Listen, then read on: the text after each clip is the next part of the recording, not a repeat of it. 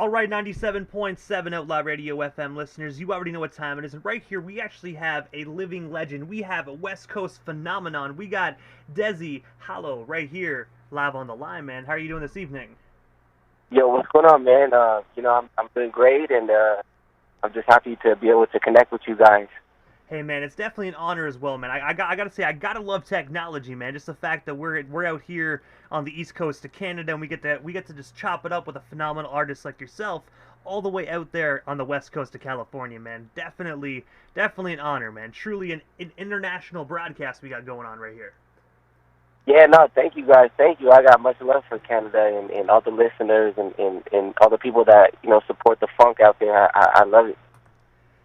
And also, Dezzy, I know you're a very busy guy, man, so I'm going to dive right into this broadcast, but I want to take you back to the beginning of your amazing career so far, and I have to ask, what originally inspired you just to pursue a career in the music industry initially, man, because you got such a very unique sound?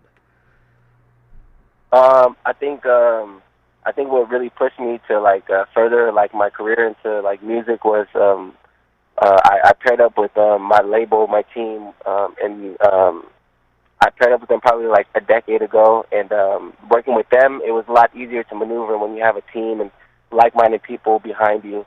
So that really became a good working force with what I had going, and it pushed me to really make this into a career, because it takes a lot. Not just one person can run the whole operation. You need people behind you. You need people that are going to support you. And I gotta say, I definitely agree on that. I know this probably sounds like a very cliche type of question, man, but I have to ask this, man, because when you put on a Dezzy Hollow record, man, you know exactly who it is and who is performing the music, man. What actually made you decide to implement your own twist on this legendary West Coast funk sound? I love the funk and living on the West Coast. The whole coast has been influenced by funk since early Dr. Dre days. A lot of sampling of funk, and I think on the West Coast we love the live element of the funk. And for me, I love to perform. I wanted to perform something that was more live for a live audience. With the funk, you can play a record live and it'll sound almost identical to the track because there's a lot of live sounds that they use in funk. So me, I just like to be really in tune with the artistic side of making music. So I started making funk. Probably I had been making funk since the beginning of my career, but I just started to really go hard on it about 3 to 4 years ago. And also, as well, I actually read that at the age of 15 in middle school, you actually began selling your mixtapes all around your school and whatnot, man. I was wondering if you can actually tell us about that early business venture, and of course, how many mixtapes did you actually sell during those days? The funny thing about that is,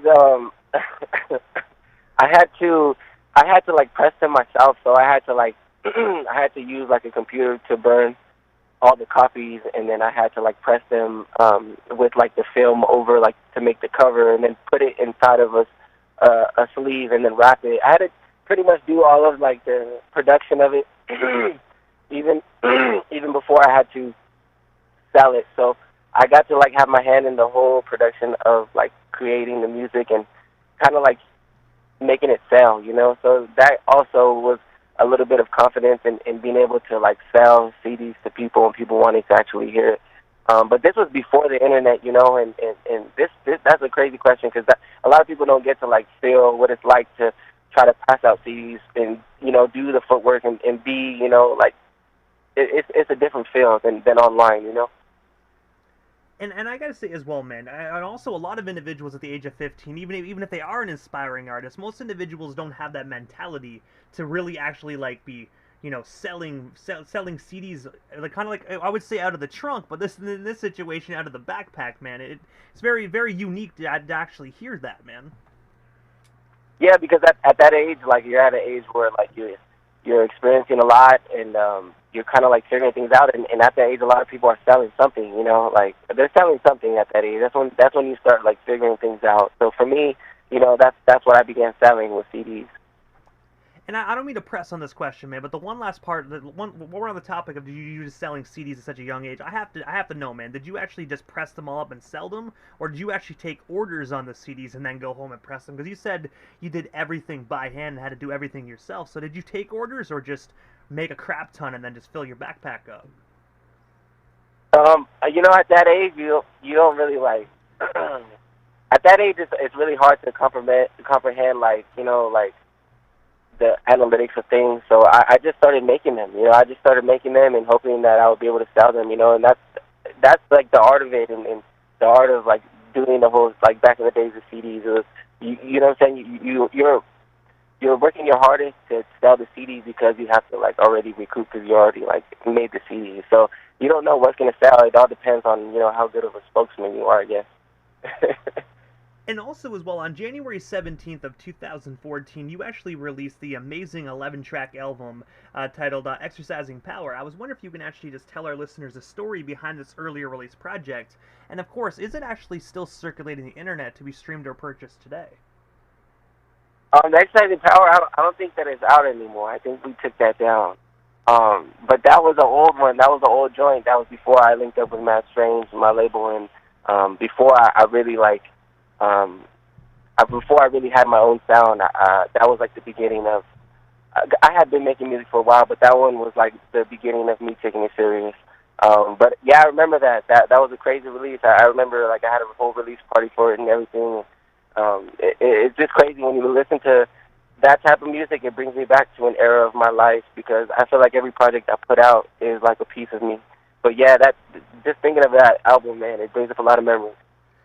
And I gotta say as well, before I actually got the opportunity to actually venture into the music industry, I remember coming across that album on DatPiff, man, back in the day. And the one song that I really enjoyed was actually Courtside.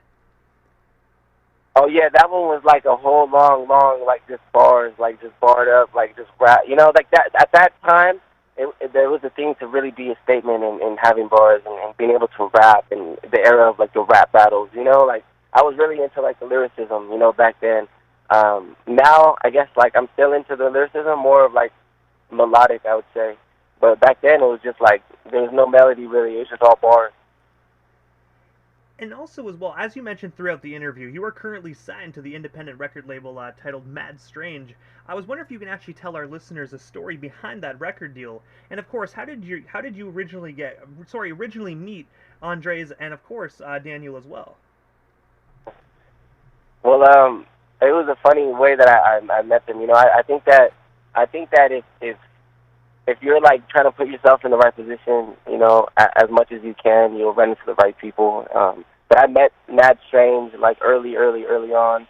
I took the opportunity to meet with them at they were having like a cipher in someone's garage, and they were just like they were starting off. I was starting off, but like we both were like had the same mindset. So I went to go meet with them. I did a cipher with them, and after that, it was like history. We started shooting together. We started really working together and trying to figure out, how we're gonna make me, bigger than just being, in the city. And I think we're doing a really good job at it right now. But we've been working together for like going on about 9 years strong now.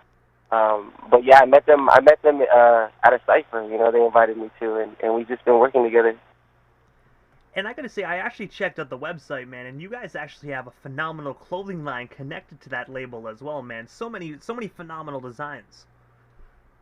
Yeah, so Andres is the one that does the designs and also does like the photography, and also he does like the whole he pretty much runs the storefront that we have for the MadStrange. They have a clothing storefront in Oceanside, right next to the high school. It's like right downtown. And Andres is the one that runs that, and Daniel. He owns it. Also, him and his brother, him and Andres, they own it, and they do it all. They shoot all my music videos. They make Dezzy Hollow.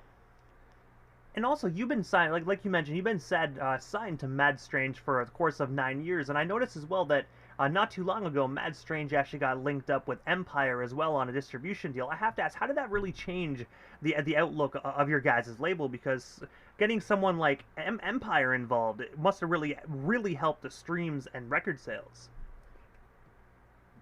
You know what?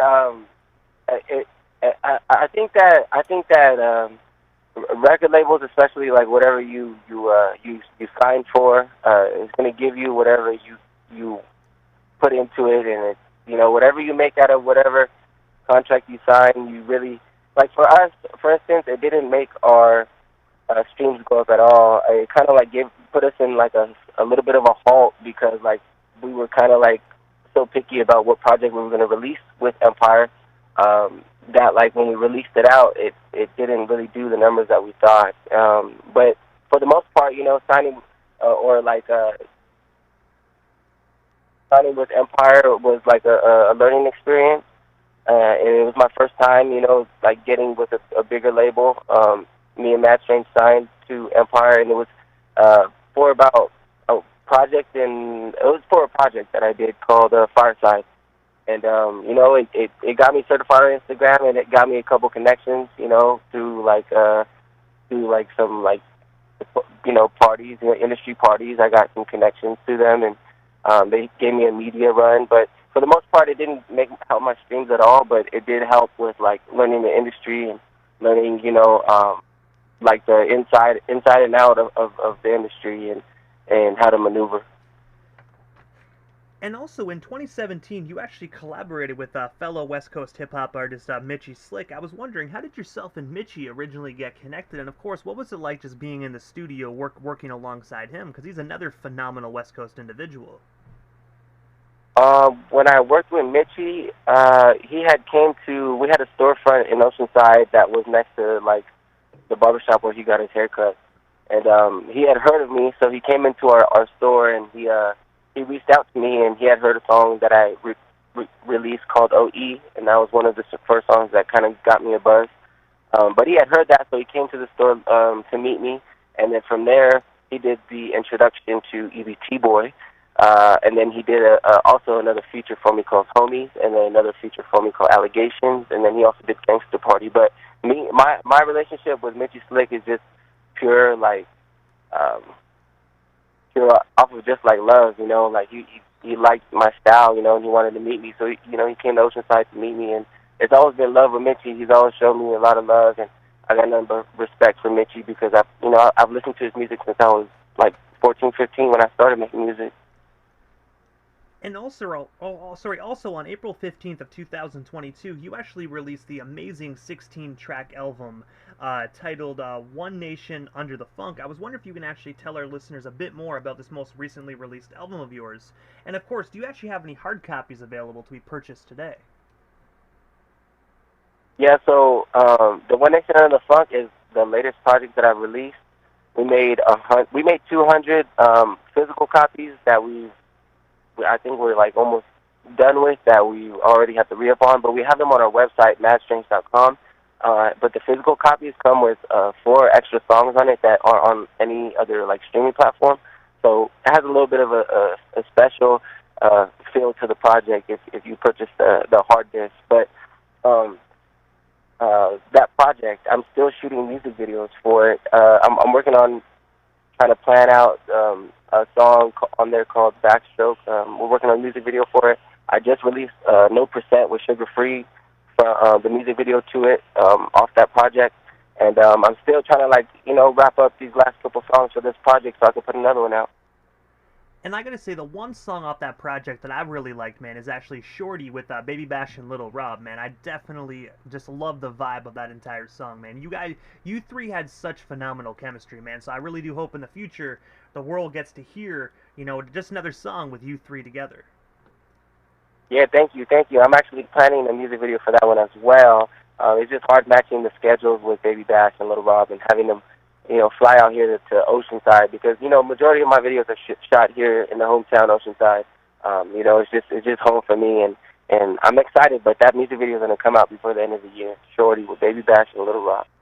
And I gotta say, I don't blame you as well, man, especially being an artist where your city has done so much for you as well, man. It's always good just to actually put your city on blast alongside you, man. So I definitely understand the whole hometown situation that you got going on there. Yeah, all my music videos, since way back. So, if you ever want to see like Oceanside in its like beginning stages of the gentrification, you just gotta watch my videos. You know, it shows the beginning and it's showing the current, you know, situation of what's happening here in the city. And also, one of the singles actually off your most recently released album is actually titled Bounce, featuring the legendary Dub C. I was wondering if you can actually tell our listeners a bit more about this song. And of course, how did yourself and Dub C actually get connected? So that record Bounce, I had got, I had been reaching out to like different artists for the project, One Nation Under the Funk, or the album I had released. I was trying to get some features for it, so I was reaching out to a lot of artists that I had listened to growing up, and Dub C was one of them. And I reached out to him, and he didn't respond until like 6 months later. You know, he hit me back, and he told me to call him. He gave me his number, and I called him, and you know, and he said that he went through my whole page and he listened to my songs on YouTube, and you know, he pretty much liked, you know, what I had going and my image and all that. And I was like, I was in shock because I didn't think he was gonna reply, but we ended up doing a song. He told me to send him one song that I thought would be the one, you know, and then I sent him Bounce, and he loved it. He hopped on it, and then we got the video in motion, and we shot it here in Oceanside, and yeah, me and him still talk today. And also on September 4th of 2022, so just in over a week, you're going to be performing at the Las Vegas Lowrider Car Show alongside Too Short, Kid Frost, and the Dog Pound, and others. From what can our listeners actually expect from your up and coming performance? And of course, where can we actually snag ourselves some last minute tickets? So the show, the Lowrider Super Show that's in Las Vegas, I think they have the tickets online at lowriderexperience.com. But I'm pretty sure they still have tickets. It's a pretty big venue. It's at the Las Vegas Convention Center. But yeah, they reached out because I had performed there. I think it was last year at their last event they had, and it was with Sugar Free, Warren G, and we had a good time. So you know, I'm just thankful that they asked me to come again, because I feel like Las Vegas, I have a good, you know, like fan base, a lot of listeners out there that would love to see me. So I'm gonna go, and I'm gonna really give it my all for sure. And I gotta say as well, man, it's definitely Las Vegas, man, so you already know it's gonna be one hell of a huge party, man. Not only do you have legendary individuals all backstage and sharing the stage with you, man, but it's also just Las Vegas as well. Right, yeah.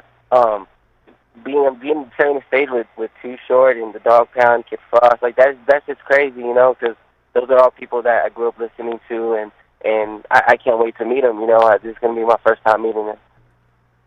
And also as well, immediately following this interview, I actually have a song locked and loaded where I just noticed as well that you guys actually just dropped the music video for this just 48 hours ago. The son of Nate Dogg, Nathaniel, and of course yourself on the song Keep It Gangsta. For the individuals that haven't had the opportunity to listen to this song, what can they expect from it when they hear it here first on 97.7 FM here in Canada? Oh man, when you hear it, Keep It Gangsta featuring Dezzy, Inhale, Keep It Gangsta featuring Dezzy Hollow is nothing but West Coast lyricism mixed with the melodic, the melodics of the son of Nate Dogg, and it's a different sound that I'm putting out than what I'm putting out, but I think that people are going to enjoy it because it's very smooth, you know. And working with the son of Nate Dogg is crazy. You know, I think that when the time is right, the right people will work together, and you know, this one right here, we kind of sat on this one because we had recorded a couple songs together, and we felt like, you know, this was the best one out of what we did. And also, aside from, you know, the huge press run on your album that just recently came out, and of course, all the concerts that you got going on, especially the Las Vegas one, what is next for yourself, Dezzy Hollow, man? Is there anything we happen to miss during tonight's broadcast? Anything else you do still want to talk about or promote? Well, we still got you here live on the Canadian FM dial this evening. Yeah, I mean, for the most part, man, I'm just getting, you know, a new project together for everybody to hear, and I'm trying to make it as universal as possible, and I'm trying to connect with as many people as I can with this whole journey of making this nostalgic sound that, you know, I think the world needs to hear.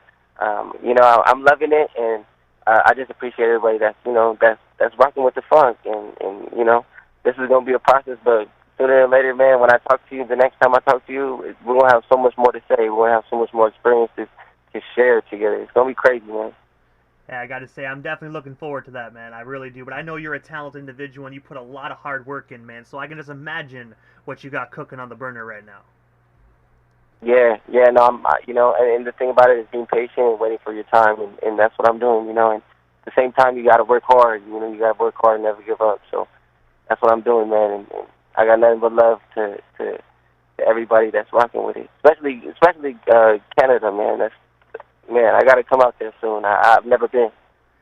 I got to say, man, we definitely need a Dezzy Hollow performance down here in Canada, man. I'm going to be honest with you. We don't get a lot of great concerts down here. Like, we do, don't get me wrong. We get, like, the Snoop Dogg, Ice Cube, stuff like that. But we never get, like, individuals like yourself, man. So I got to say, it is definitely long overdue, man. I think you need to make that trip to the Great White North, man. I really think it will definitely be good. Yeah, for sure, man, for sure. And when I do, we'll connect, man. We'll connect, and I appreciate it. And also, Dezzy, this is the time of the interview quickly, man, right before I wrap things up, but I give a chance for the individual that does slide into the radio station airwaves, just a chance to give, like, shoutouts to whomever they want to give shoutouts to, but most of all, your social media handles. That way our listeners can follow you and stay updated on everything you got going on if they're not already doing so. Yeah, on my Instagram, you know, I'm on Instagram, YouTube, also social media platforms, by Dezzy Hollow, DEZZYHOLLOW. Dezzy Hollow, and I'm here to bring that funk. And I gotta say, Dezzy, thank you so much, man, for just giving us a bit of your time here this evening, man, and just chopping it up with us about your amazing career and of course what you actually currently got going on and what's going on in the future, man. It was definitely an honor and most certainly a privilege, man. And hopefully down the line we can make this happen again sometime soon. But for now, definitely enjoy your weekend out there in California. Yes, man. You too. Thank you so much, man. You have a great one. You as well, man. Thank you so much again.